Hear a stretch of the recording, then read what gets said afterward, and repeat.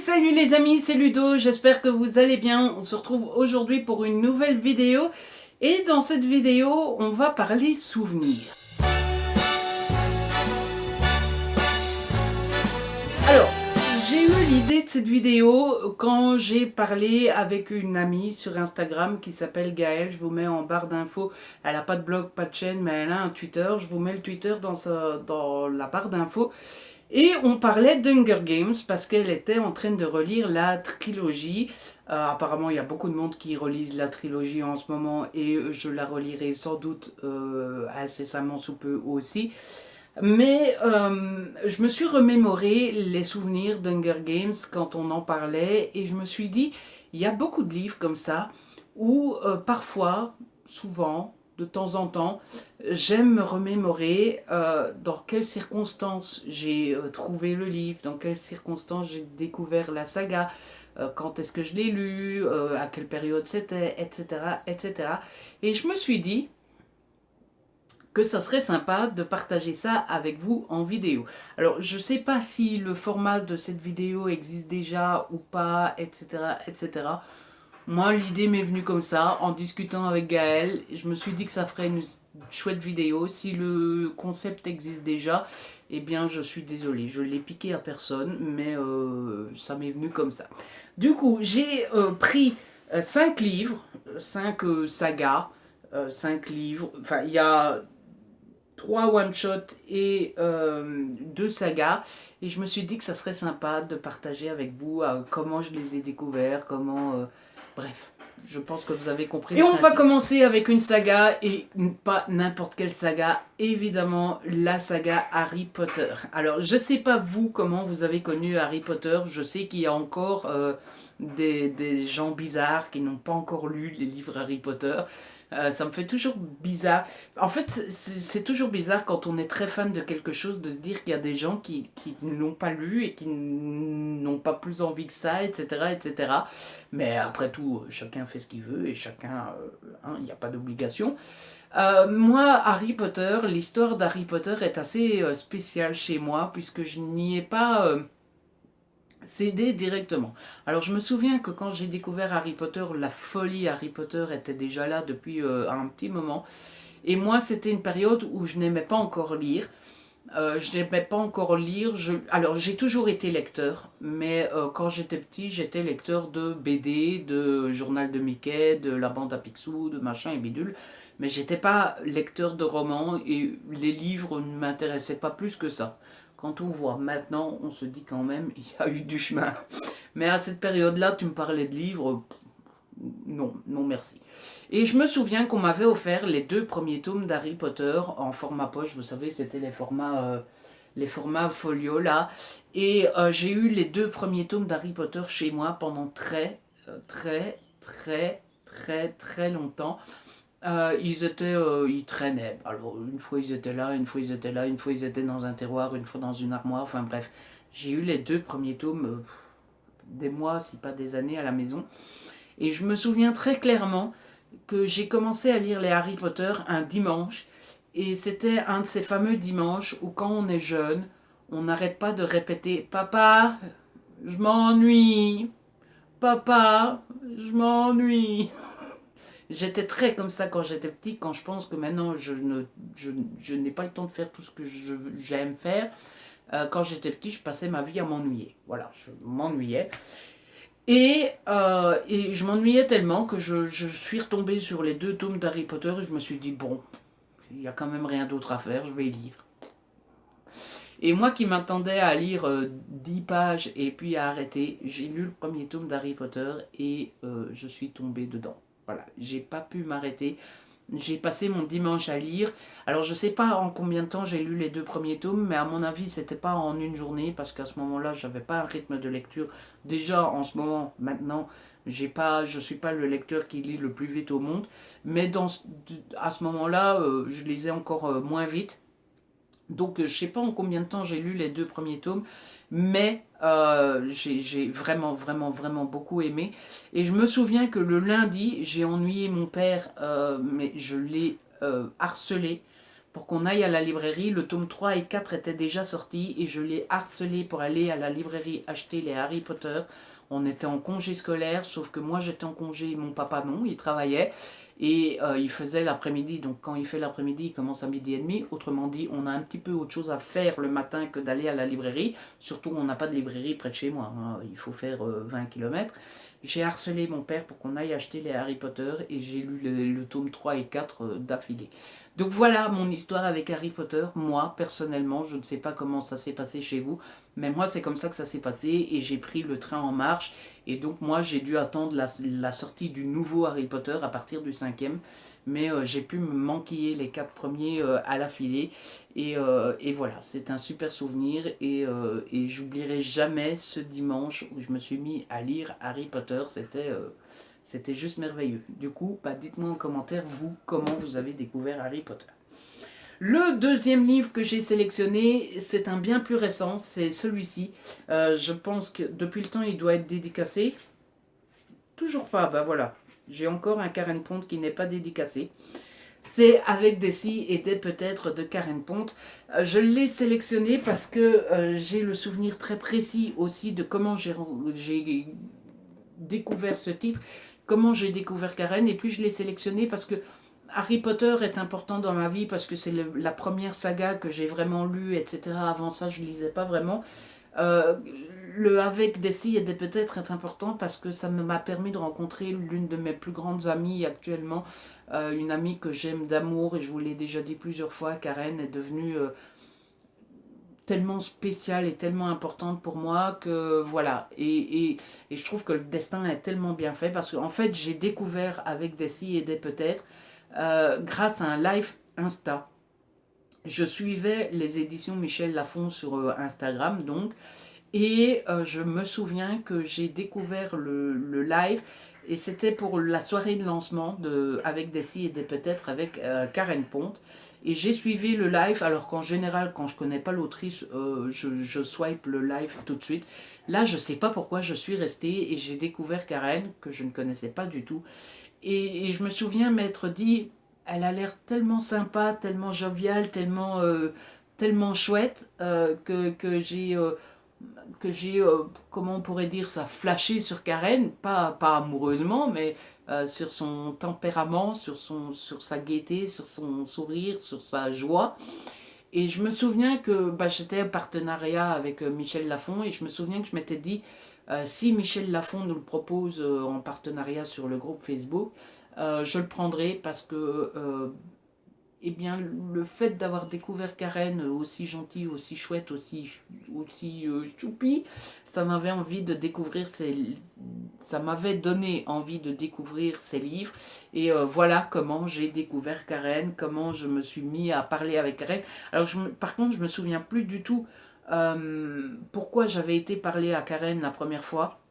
Je sais plus du tout si c'est moi qui a été lui parler ou si c'est elle qui est venue me remercier quand j'ai chroniqué le livre, etc. Je sais plus comment ça s'est passé.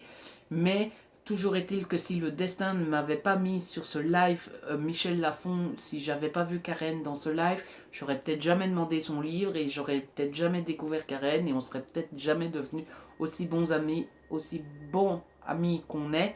Et voilà pourquoi j'ai décidé de vous parler de la découverte de ce titre-là. Et du coup, ben, chaque fois que je vois Avec des si et des peut-être, eh bien, je pense à Karen, forcément parce qu'elle l'a acheté, mais parce que ça a été le début de notre histoire. Ça sonne très amoureux aussi, hein, mais le début de notre amitié. Le troisième titre que j'ai sélectionné, forcément, ne le dis à personne, d'Harlan Coben. Alors, ce livre-là est important pour moi, d'abord parce que ça reste mon préféré, de chez toujours préféré, mais il est important pour moi parce que c'est celui qui m'a réellement mis à la lecture, non pas la lecture en général, parce que ce qui m'a mis à la lecture générale, c'était les Harry Potter, mais après Harry Potter, j'aimais lire des trucs légers, des trucs jeunesse, des Alex Rider et compagnie, je vous en parlerai plus tard, mais pas de la lecture thriller, aux histoires adultes, et voilà. Ce qui m'a mis au thriller, c'est Ne le dis à personne, et là pour le coup c'était à l'école. Ça a commencé à l'école, je lisais toujours pas. Et on avait une prof de français, dont j'ai oublié le nom, c'est la honte. Ma prof préférée de français, ça a toujours été Madame Germain, mais c'était pas elle, je sais plus comment s'appelait cette prof-là. Une dame assez âgée, mais super sympa, je sais plus. Et bah, comme dans toutes les écoles, on devait lire des livres à l'école, hein, voilà, ce qui n'était pas toujours drôle, parce qu'à ce moment-là, encore une fois, je ne lisais pas encore. Et la madame dont je vous parle, elle était sympa parce que plutôt que de nous obliger à lire un livre donné, elle avait fait une liste de livres qui nous attirait pas forcément beaucoup plus parce que bah on n'aime pas lire et on est jeune et donc bah quel que soit le livre, non. Mais elle nous avait donné une longue liste. Je me souviens qu'il y avait quand même peut-être pas 500 titres, mais il y avait une cinquantaine de titres. Et elle nous avait dit, c'est déjà mieux, parce qu'au moins vous pouvez aller voir les synopsis, vous pouvez aller voir les thèmes, vous pouvez aller voir les histoires, etc., etc., et choisir un livre qui vous chatouille quand même un petit peu, plus que si je vous disais, vous devez lire celui-là. Et dans la liste, il y avait Ne le dis à personne d'Harlan Coben. Et je me souviens que j'avais un ami qui s'appelait Clément. Clément, si tu passes par là, coucou. Dont la maman était libraire et Clément nous avait proposé de prendre nos choix et de les commander. Et comme ça, bah, nous, on ne devait rien faire et puis ça faisait un petit peu de sous pour sa maman. Et donc, Clément nous a ramené nos livres le lundi matin. C'était le lundi parce qu'on était à l'internat. Et j'ai donc reçu Harlan Coben, Ne le dis à personne. Et mauvais élève que je suis, je ne l'ai jamais lu. J'ai eu une très mauvaise note à mon devoir, forcément, hein, voilà. Et le Ne le dis à personne d'Harlan Coben a traîné, mais alors des années, mais vraiment des années. À la maison, je ne l'ai jamais lu. Et comme Harry Potter, sauf que je m'ennuyais pas forcément, mais comme Harry Potter, du jour au lendemain, comme ça, pouf, padaboum, je me suis dit, oh, je vais le lire. Et je l'ai lu. Et je me souviens que c'est avec ce livre-là que j'ai découvert ce qu'était un... Je suis désolé, c'est les chiens du voisin. J'ai découvert avec ce livre-là ce qu'était un coup de cœur. C'est... Waouh! Trop de la balle, quoi. Franchement. Et voilà comment a commencé mon histoire avec Harlan Coben et comment a commencé le fait que j'ai aimé lire des thrillers. Et ça vient de là, et voilà l'histoire. Le titre suivant que j'ai sélectionné, il n'a pas vraiment d'importance dans ma vie de lecteur ou dans ma vie en général, mais j'en garde un souvenir assez exceptionnel qui me fait toujours sourire. C'est le Da Vinci Code de Dan Brown.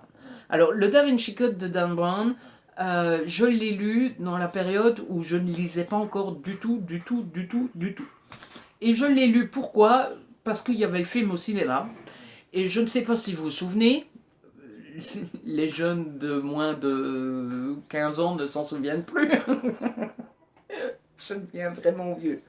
Je ne sais pas si vous vous souvenez, mais à cette période-là, le Da Vinci Code, on en a mangé matin, midi et soir. Hein. On n'avait pas encore lu le livre, qu'on avait déjà l'impression qu'on en avait soupé. Mais on en parlait, les livres étaient vendus partout, mais même là où on ne vend pas de livres en règle générale, enfin bref, ça a fait un vrai ramdam. Et moi, le petit curieux Ludo qui n'avait jamais lu un seul livre de sa vie, eh ben, j'ai voulu faire le curieux et j'ai voulu lire Da Vinci Code. Et ça me fait à chaque fois sourire, à chaque fois que je pense à ce livre, parce que je me souviens, gamin, je sais pas quel âge je devais avoir, j'avais pas 8 ans non plus, mais je devais avoir 14 15 ans, un truc comme ça. Je me souviens, jeune ado, n'ayant jamais lu un livre, n'ayant jamais lu de thriller, en plus, hein, parce que bon, c'est pas comme si c'était oui oui. N'ayant jamais lu de thriller, en plus le Da Vinci Code c'est quand même l'histoire de Dieu, la religion et machin et bidule. Moi je suis déjà pas très intelligent maintenant, mais alors à 15 ans, hein, voilà. Et je me souviens que ce livre-là, je me le suis traîné, mais alors traîné, de chez traîné. Il m'a fallu 2 ans pour lire un livre, hein. J'exagère un peu, je connais plus les détails, mais je l'ai pas lu en 2 semaines, hein, je vous le dis. Je l'ai traîné. Et voilà, le souvenir que j'ai du Da Vinci Code, c'est que je l'ai lu en pleine tempête Da Vinci Code. Quand je ne lisais pas encore, j'étais encore très jeune et je me le suis traîné. Et enfin, le dernier titre que j'ai sélectionné, c'est Hunger Games de Suzanne Collins aux éditions PKJ, puisque l'idée de cette vidéo m'est venue par cette saga-là, il fallait bien que je vous en parle. Alors, cette saga-là, c'est une saga que j'ai découvert plus ou moins à la même période que Harry Potter, sauf que Harry Potter, c'était pendant l'année, hein, c'était, je sais plus quand, mais c'était ni au début ni à la fin. Les Hunger Games, je les ai découverts, alors je m'en souviens très bien, et c'est un de mes meilleurs souvenirs de ma vie de lecteur, je les ai découverts en fin d'année, pendant les périodes de fin d'année, de Noël et de Nouvel An. Alors je sais plus si c'était Noël ou Nouvel An, sans doute un peu des deux. Mais je m'en souviens très bien parce que c'est la première fois que je lisais, après Harry Potter, une saga de dystopie, parce que Harry Potter c'est pas vraiment de la dystopie. J'ai découvert la dystopie avec Hunger Games et, je me souviens de cette période. Alors vous savez déjà que j'adore la période des fêtes de fin d'année, et je me souviens de cette période bénie où j'ai découvert les Hunger Games pour la première fois. D'ailleurs, je pense que je les ai jamais relus depuis.